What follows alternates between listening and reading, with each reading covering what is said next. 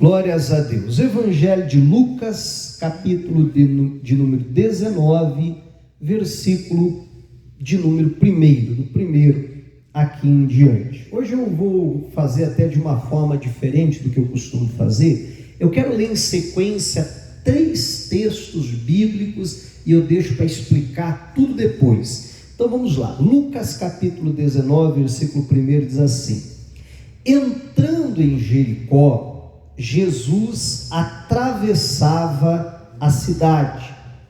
Eis que um homem rico, chamado Zaqueu, chefe dos publicanos, procurava ver quem era Jesus, mas não podia. Por quê? Por causa da multidão, por ser ele de pequena estatura.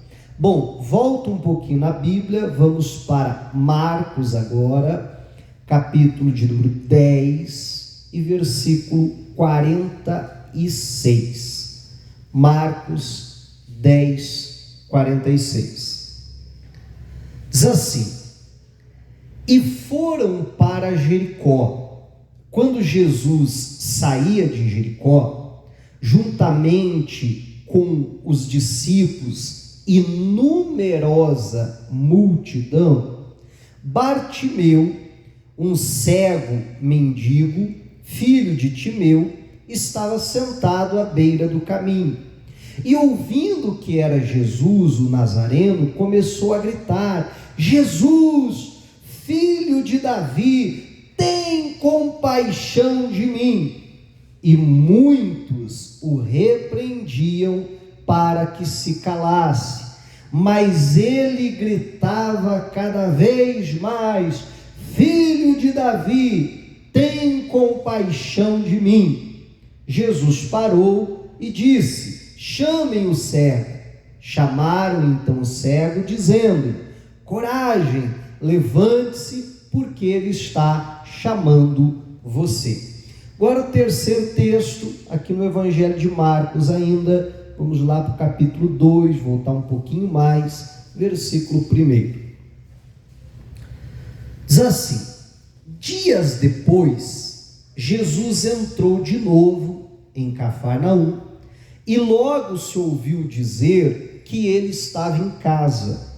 Muitos se reuniram ali, a ponto de não haver lugar nem mesmo junto à porta. E Jesus anunciava-lhes a palavra.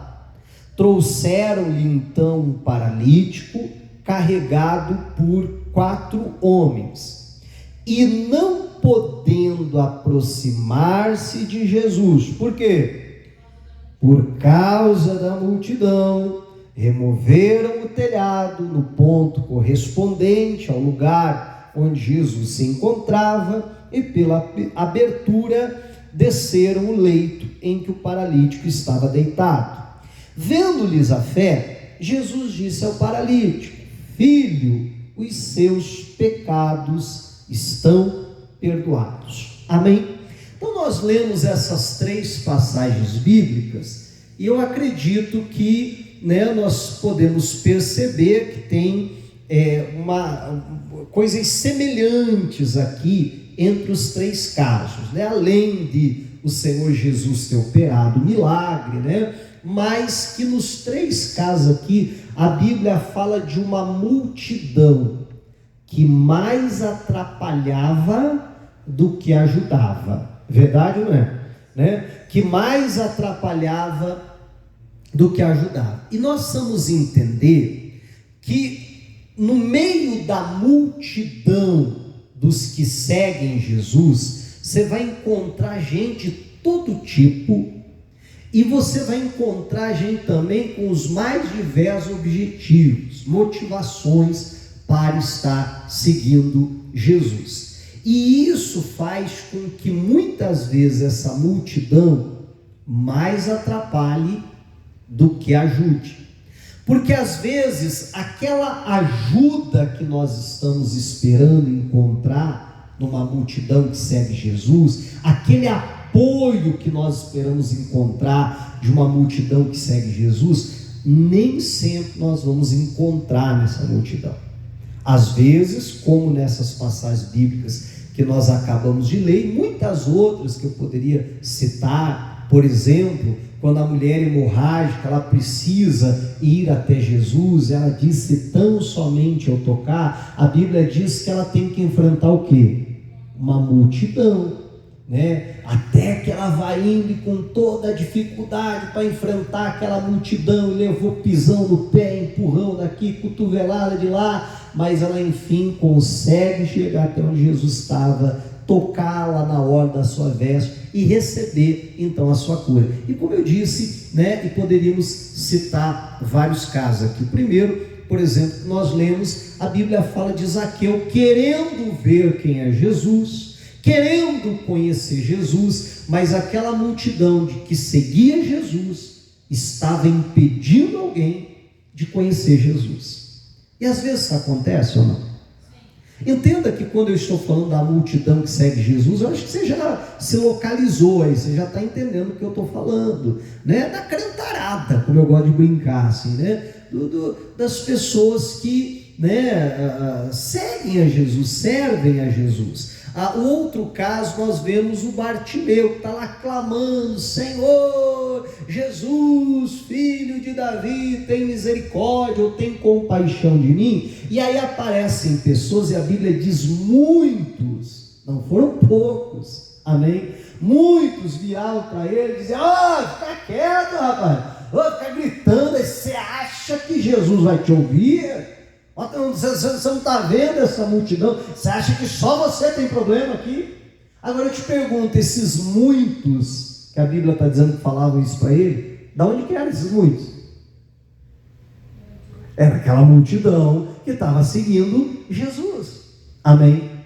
E nós vemos mais um caso de alguém doente, que tem 4 pessoas que querem levar até Jesus e não conseguem por causa da multidão.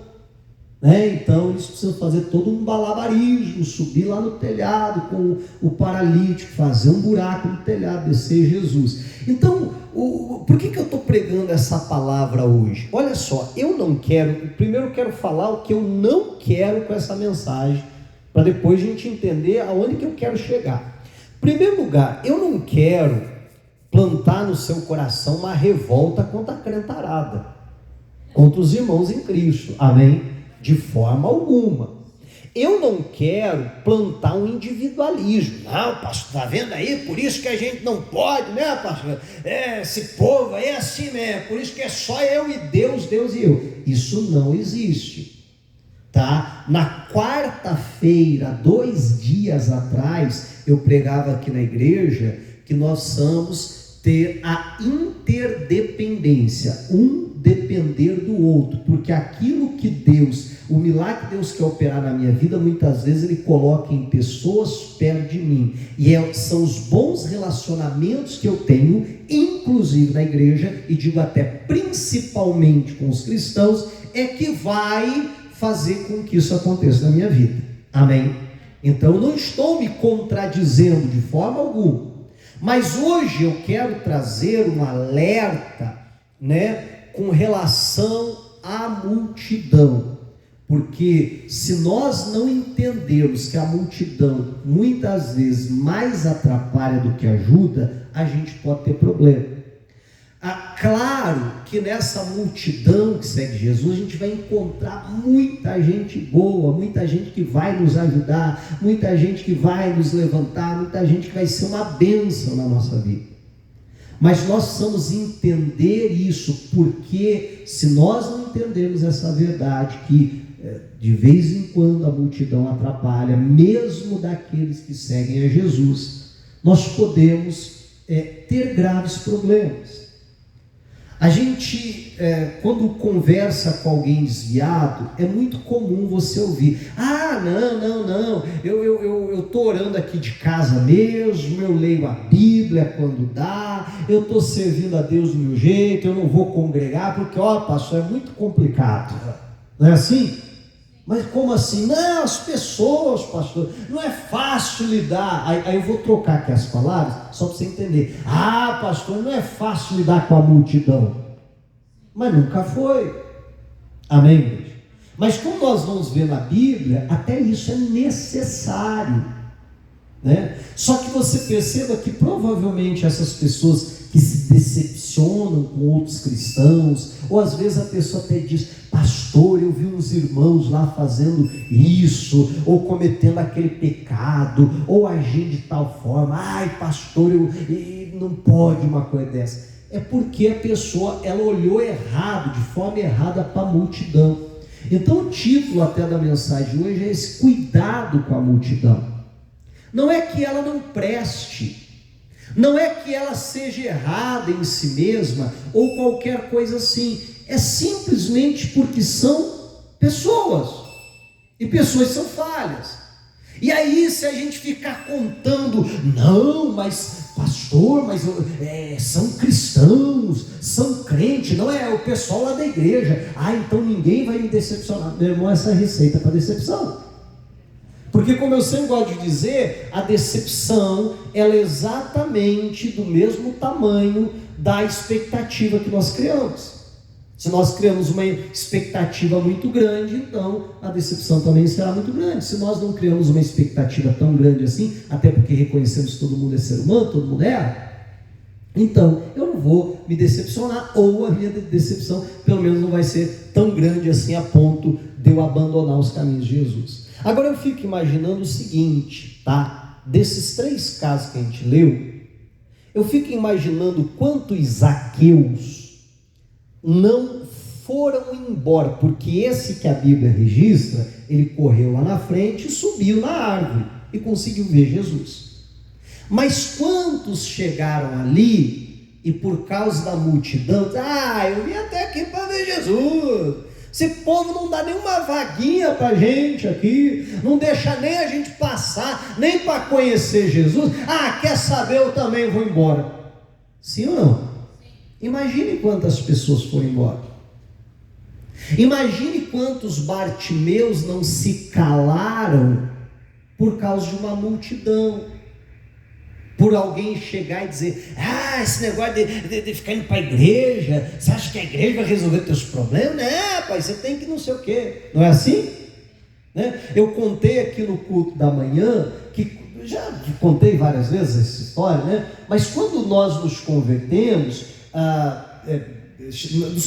chegamos na Igreja da Graça, né? Então a gente fazia parte num grupo de capoeira. E aí você imagina, uns 8, 10 jovens assim, e com aqueles cabelos mais doidos que você possa imaginar, né? Com aquelas roupas assim mais extravagantes possíveis, né? As moças com as roupas apertadas, curtas, né? E que pra gente era a coisa mais normal do mundo. E aí, daqui a pouco, aquela patota toda começou a ir para a igreja. E você sabe que jovem, eu nessa época era até adolescente, a boa parte era mais velho que eu, então já eram jovens, ali alguns adolescentes, outros já jovens. Você sabe que jovem chegar no horário é uma coisa difícil.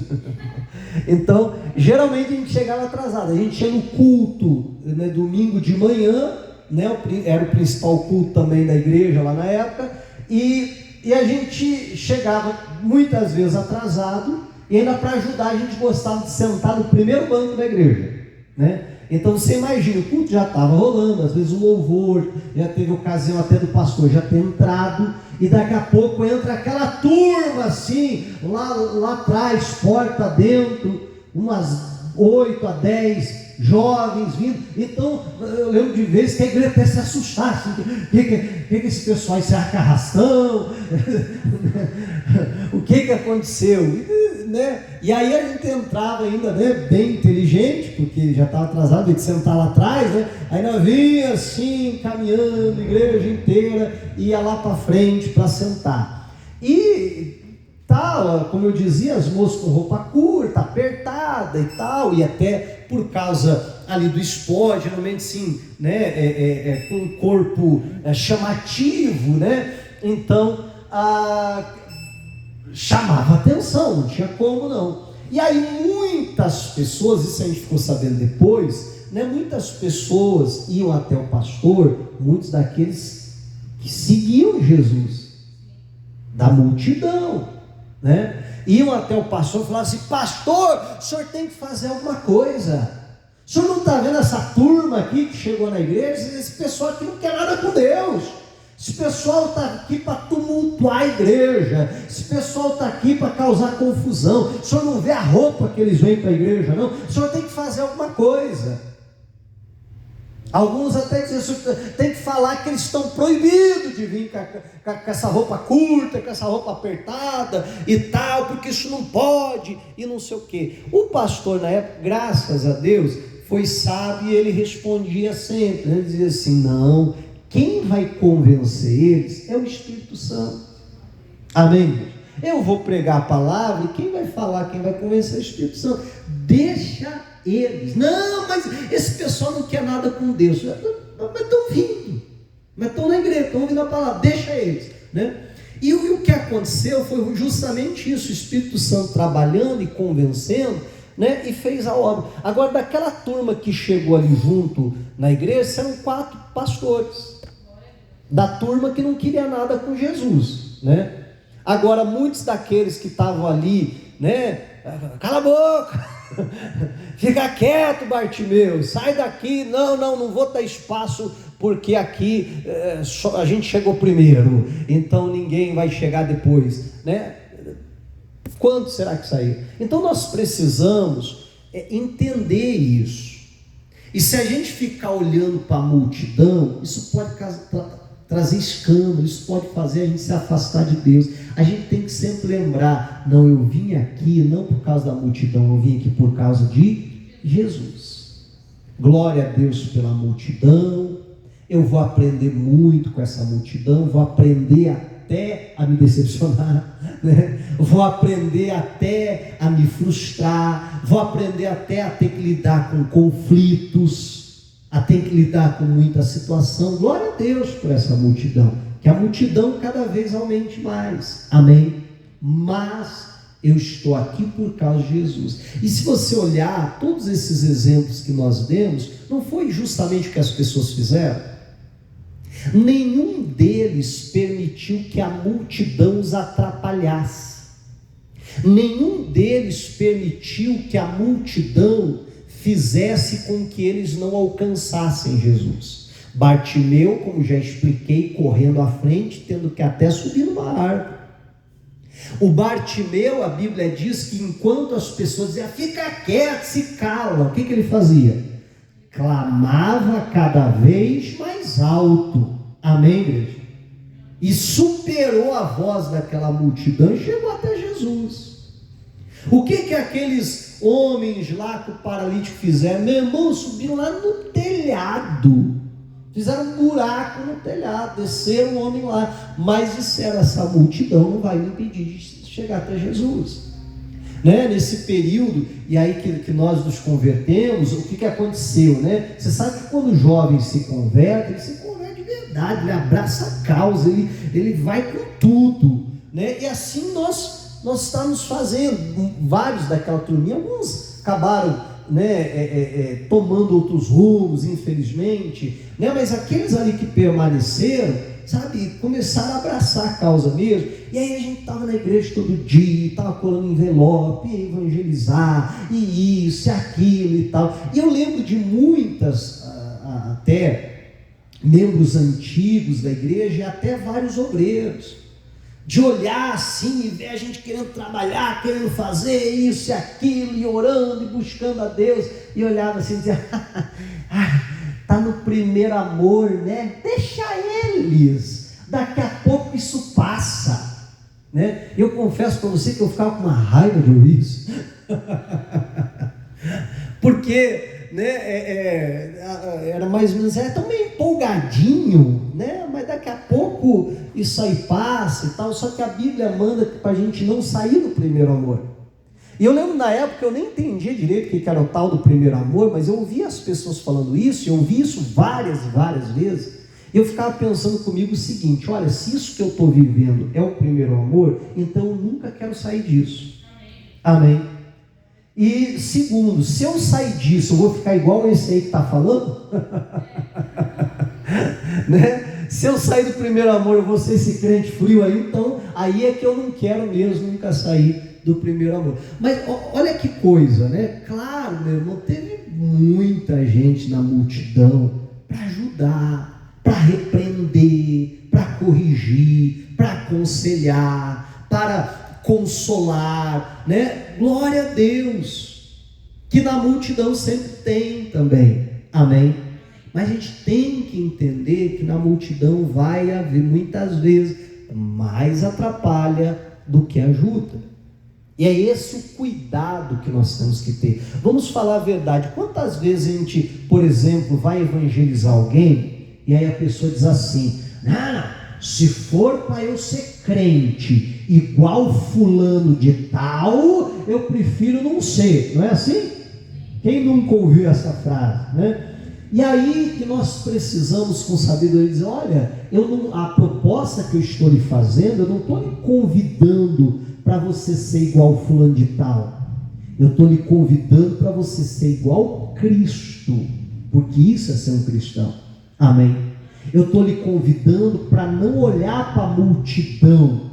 Eu estou lhe convidando para olhar para Jesus. E às vezes, para a gente alcançar Jesus, vai ter que subir no telhado. Vai ter que clamar mais alto do que a multidão. Vai ter que dar um drible na multidão lá e correr lá na frente, amém, igreja? Para alcançar esse encontro então com Jesus. Repito mais uma vez, eu não estou aqui para dizer: pessoal, porque a crentarada não presta. Não é isso de forma alguma. Mas é simplesmente um alerta, porque muita gente acaba caindo, muita gente acaba se frustrando, se decepcionando, porque coloca uma confiança na multidão. A nossa confiança tem que estar em Jesus. Eu não vim para a igreja por causa do missionário, por causa do irmão A, o irmão B, o pastor X, sei lá quem. Meu irmão, quem nos chamou foi Jesus. Amém?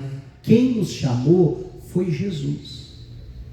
E nós temos que então, superar aquilo que precisa ser superado para alcançar Jesus. A multidão é uma bênção, mas de vez em quando ela nos atrapalha. Está entendendo o que eu estou falando?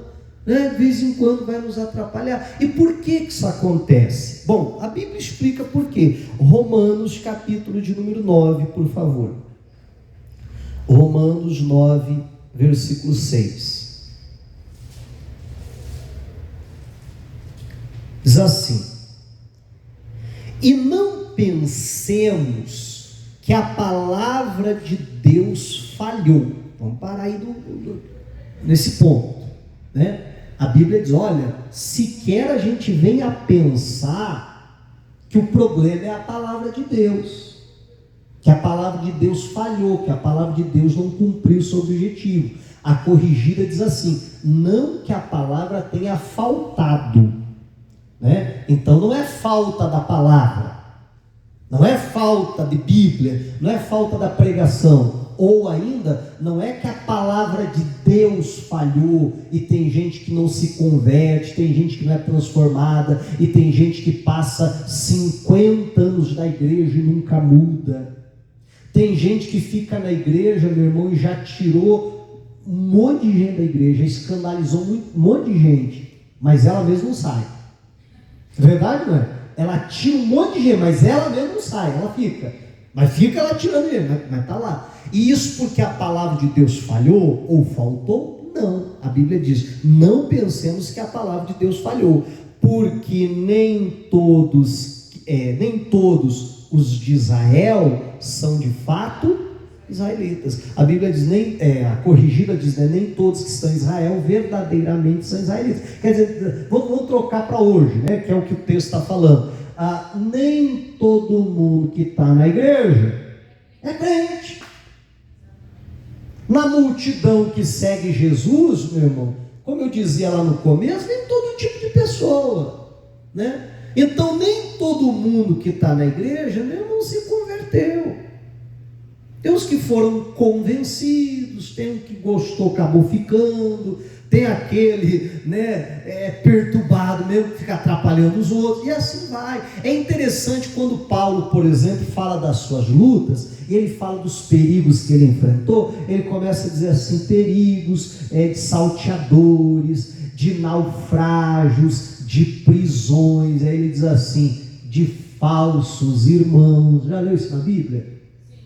Quando Paulo está falando das suas lutas, ele fala da luta que ele tem que enfrentar com uns irmãos que na verdade não eram irmão com nenhum, que era órfão, que não tinha pai, que não se converteu coisa nenhuma. Só que, sabe o que é gozado? Ele coloca esses falsos irmãos no mesmo balaio do naufrágio, dos salteadores, das prisões. Olha que coisa séria, é verdade, não é? Ele diz perigo entre os falsos irmãos, que a gente achava que era crente, no fim ia ver, não era coisa nenhuma. Meu irmão, se o próprio Paulo, com todo discernimento espiritual que ele tinha, enfrentou situações como essa, você acha que eu e você não vamos enfrentar? De olhar para alguém e achar, não, esse é crente, esse é de Deus, esse aqui é uma bênção, e acabar depois se frustrando com isso, e ver que não é. Então, mas o que eu quero lhe chamar a atenção é que essas coisas acontecem, e que isso não pode nos impedir de seguir a Jesus. Todos os casos que nós vimos há pouco, aquelas pessoas encontraram um jeito de superar a multidão, amém? Todas as dificuldades, e de ter o seu encontro com Jesus, que é o que importa. A gente precisa da multidão? Claro que sim, ninguém serve a Deus sozinho, mas precisa haver essa ressalva. Para a gente fechar, primeira epístola aos Coríntios, capítulo 11. Primeiro epístola aos Coríntios, 11, 17, que Paulo está falando a respeito da Santa Ceia, o capítulo que fala da Santa Ceia, que ensina a respeito disso. Ele está corrigindo a igreja de Corinto, e olha só o que ele diz aqui, diz assim, mas nisto que agora prescrevo, não posso elogiá-los. Não vai vir um elogio, agora vai vir uma crítica, porque vocês se reúnem não para melhor, e sim para pior. Mas se reúne aonde? Vamos ver? Vamos continuar. Porque antes de tudo, estou informado de que quando se reúnem, aonde? Na igreja, existem divisões entre vocês. E eu, em parte, acredito que isso é verdade. Olha que negócio complicado. Primeiro, Paulo está dizendo assim, gente, quando vocês se reúnem aonde? O versículo abaixo diz, se reúnem na igreja. Olha a seriedade disso. E ele diz, e não é para melhor, é para pior. Então tem gente que consegue ir para a igreja e piorar. Verdade, mas não é isso que a Bíblia diz? Está aqui, não é eu que estou inventando.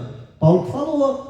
Ele diz, olha, vocês estão se reunindo na igreja, em vez de sair dali melhor do que vocês entraram, vocês estão sendo pior. Aí eu fico imaginando aquela pessoa que vem na igreja, assiste o culto, sai da igreja falando mal do pastor, falando mal do irmão do lado, falando mal do obreiro, falando mal, e não tem essas coisas?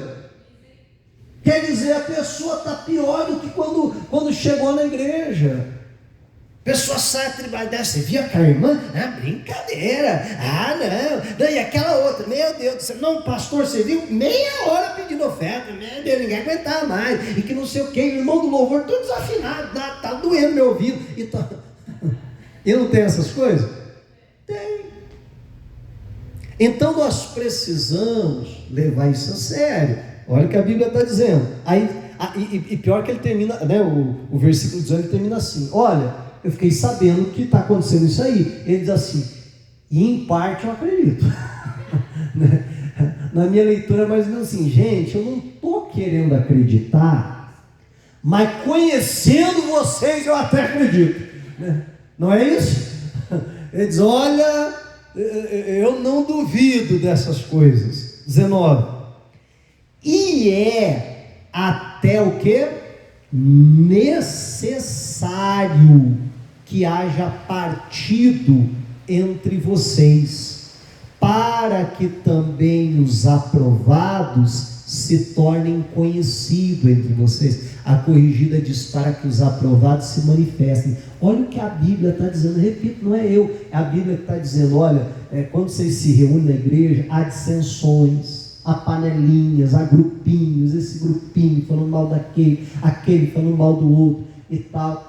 E ele diz: é necessário que essas coisas aconteçam, para que aqueles que são aprovados se manifestem, para conseguir separar o joio do trigo, amém, igreja? Para saber quem que é quem, e não só no sentido das outras pessoas, até mesmo para nós sabermos por que é que estamos ali. Porque se nós estamos seguindo a Jesus por causa da multidão, a gente vai se decepcionar com a multidão e vai embora. Mas se nós somos aquilo que a Bíblia chama dos aprovados, que estão ali por causa de Jesus, amém? Essas coisas, essas dissensões, essas brigas, a corrigida chama de heresias, não vai nos impedir. Falar assim: não, glória a Deus pela multidão, aleluia, mas eu estou aqui por Jesus, e Ele não me decepciona. Eu lembro de uma ocasião que alguém foi falar com o pastor, ele falou: não, pastor, estou sendo na igreja e tal. Mas por quê, irmão? O que aconteceu? Não, pastor, que tem aquele irmão lá que fez isso para mim, aí eu tentei entrar naquele grupo lá, também não me quiseram, aí eu tive problema com aquela outra irmã e não sei o que, eu estou indo embora da igreja, pastor. O pastor olhou para ele e perguntou assim: o que Jesus tem a ver com isso? Amém? O que Jesus tem a ver? Você vai largar Jesus porque você teve problema com a multidão? Amém? Mas pera lá, você está por Jesus, você está pela multidão. Então é isso que nós vamos entender, e que isso entre no teu coração, meu irmão. Todos esses personagens que nós citamos, todos eles encontraram um meio e tiveram seu encontro com Jesus, seu milagre. Que eu e você possamos entender. Repito, eu não estou dizendo que os crentes não prestam, eu não estou dizendo que você possa viver um cristianismo sozinho, individual, porque isso não existe, amém? Né? Nós precisamos dos irmãos, nós precisamos congregar, nós precisamos de bons relacionamentos. Agora, no meio disso, a gente vai encontrar luta, a gente vai encontrar dificuldade, mas isso não pode nos impedir de seguir Jesus, amém? Diga a glória a Deus e vamos aplaudir a Jesus para a glória do nosso Deus. Aleluia. Glória a Deus. Vamos ficar